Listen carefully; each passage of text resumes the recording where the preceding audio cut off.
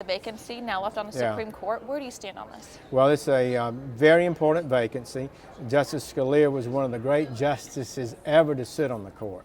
I mean, he led a movement of the court which was so liberal and so activist to a more traditional role of a judge who serves under the Constitution, under the law, interprets the law fairly and justly, doesn't make it say what they'd like it to say, but enforces it as it's written.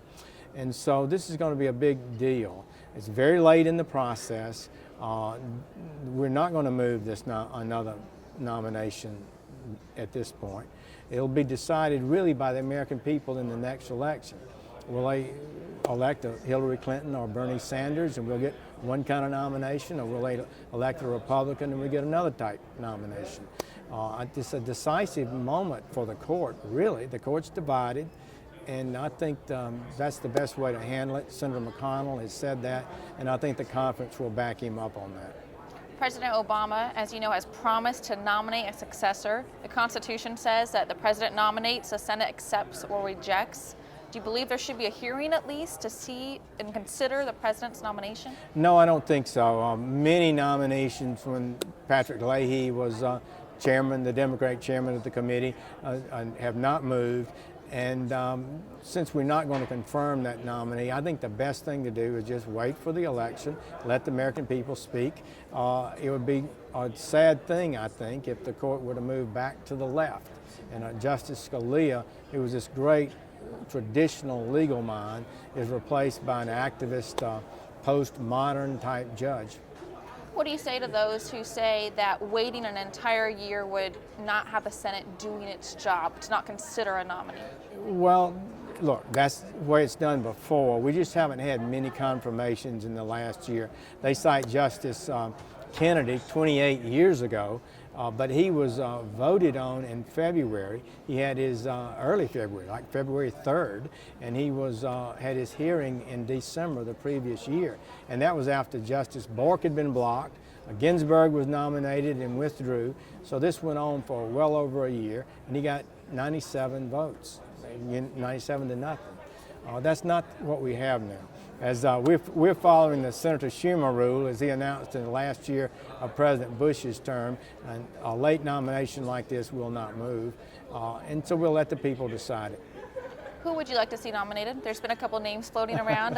Mr. Trump has suggested a couple names. Who would you like to see nominated? Well, he did suggest Judge Bill Pryor from Alabama, who's one of the finest judges in America, and he would absolutely should be on any Republican's short list for the Supreme Court. So I'm a big fan of Judge Pryor's, but we'll see.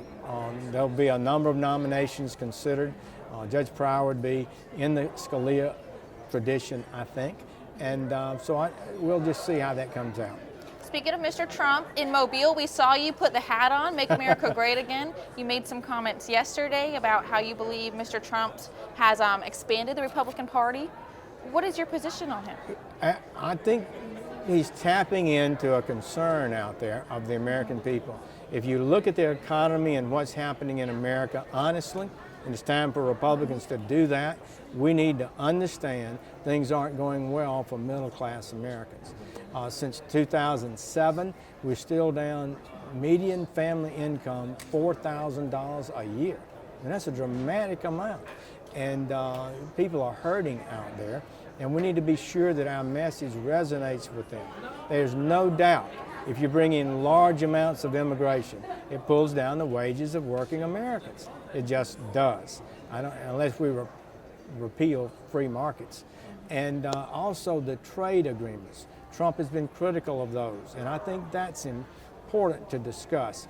They have not worked for us in the way that I had hoped they would, and I've supported in the past, and we need to defend our workers.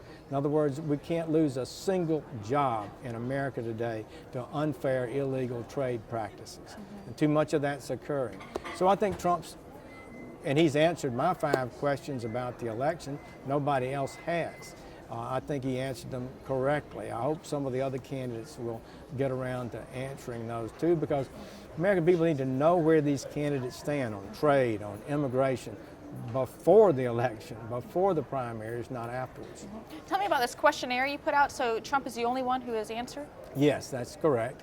And it wasn't hard. They were simple questions like, will you oppose or support this Trans-Pacific partnership that creates a Trans-Pacific Union where the United States gets one vote and every other country, including the Sultan of Brunei, gets one vote.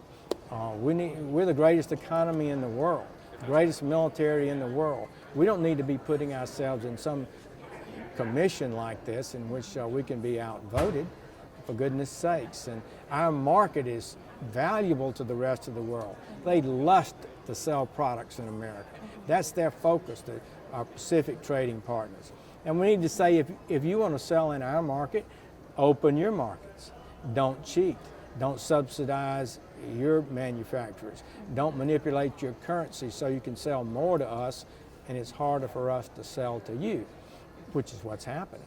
And so I think this is a big deal.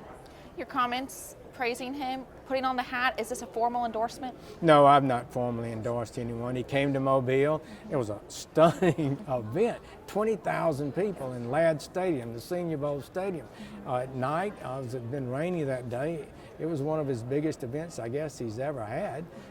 I was not part of putting it on, but I was pleased to welcome him. At that point, he had basically adopted my suggestions about how to improve immigration, how to end the illegality, and create a system that serves the American people's interest. Some Republicans are concerned that he's dividing the Republican Party, especially with some comments lately about President Bush.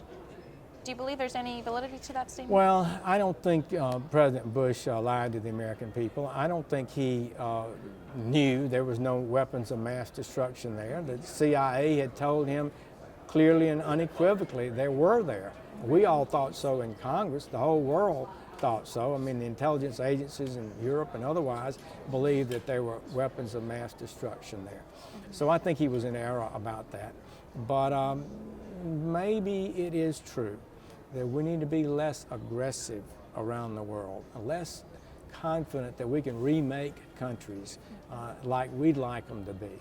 And so I think he's, to the extent to which he's expressing that concern, I share it. I'm more modest about my expectations of how much the United States can transform an undeveloped country, I'll tell you that. So that was one statement we heard in the debates. In these debates, I've heard your name quite a bit, more than President Bush's name even. So tell me, Senator Ted Cruz seems to be drawing an alliance with you. Are you endorsing Senator Cruz? I'm a big fan of Ted Cruz. So the accusation was that somehow he was for this Gang of Eight bill and he supported the immigration policy. Well, he sat by me and opposed it. He opposed it aggressively. And Senator Rubio wrote the bill. He met for months with President Obama and Chuck Schumer and other groups like La Raza and the ACLU and the Chamber of Commerce to write the bill. So to me, there's not a close question. Senator Cruz opposed the Gang of Eight bill, and Senator Rubio supported it. That's just the fact. Some questions about Senator Cruz's amendment and what that means. What do you believe it meant? Well, he offered an amendment that said, okay, you want this bill, but if a person enters the country unlawfully, they shouldn't be given every benefit, certainly not citizenship. And so he offered an amendment that would say, well, you just don't get citizenship. And they, of course, voted it all down. They voted it down. I supported him on that. And so he said, made statements at that point, well, you can pass the bill if you'll just vote for this amendment. But he was really putting up a poison pill. He was kind of taunting them a bit, exposing the fact that Senator Schumer was demanding citizenship for people who entered the country illegally. And I think that's not necessary. There's no moral or legal right for somebody to enter our country unlawfully and then demand that they be given every benefit of people who entered lawfully. So that was a pretty hot debate. Actually, it was the hottest little exchange in the whole time, Schumer and Cruz. And Can there be any argument made that Senator Cruz at all supports amnesty, do you believe? No, I don't think so. I think he's positive about immigration. I think he believes in immigration as I do. But I believe the numbers are so large, that we need to now ask ourselves, can we assimilate that many people? Do we have jobs for them? Don't we have a shortage of jobs for Americans? Don't we need to slow down a little bit? So that's one of the challenges I'd like to see answered by our presidential candidates. What does this presidential election mean for the future of our country? I think it's a big deal. I think it's really big because two overriding issues that are negatively impacting the lifestyles, wages, hospitals, schools in our country today are trade and immigration. And we need to be sure where our candidates stand. We need to be tougher on trade. We need to make sure we're protecting the people's rights, protecting their interests, and we haven't been doing so. And on immigration, there's no doubt that this massive flow of immigration, legal and illegal, is hurting wages. We admit 1.1 million a year. A Gang of 8 bill would have increased it to 1.5 million a year, lawfully. In addition, we have 700,000 guest workers. We have 500,000 students. We have a lot. So I think we need to look at these numbers and make sure we can absorb that many and try to make sure that people we do admit have the opportunity to flourish in America. So we're not against immigration. We're not against people who want to make a better life for themselves, but there are limits on what we can accept. Europe is seeing that now. So I think it's a warning for America. What do you believe is the most pressing issue right now facing Alabama? What should Alabamians be focused on? Well, we want to see the economy grow. We want to see growth in America, but we really want to see the working people in Alabama have a better shot at life. I've just become convinced of this. I think the data shows it. Studies show it. American average person is not doing as well as they need to do. And we sort of given more benefit to capital formation and people with capital, and we've diminished the concern for people who have a salary and work every day. So that's the big decision. So how do you solve that? How do you make it better? Well, you do a couple of things. We had better trade agreements. If you don't do that, we're going to continue to hemorrhage jobs. And we need to limit the flow of immigration and end the illegality, and so that Americans have a better chance to get a job, and so wages rise instead of falling. Last question. Senator Shelby's race right now, standing by him 100%.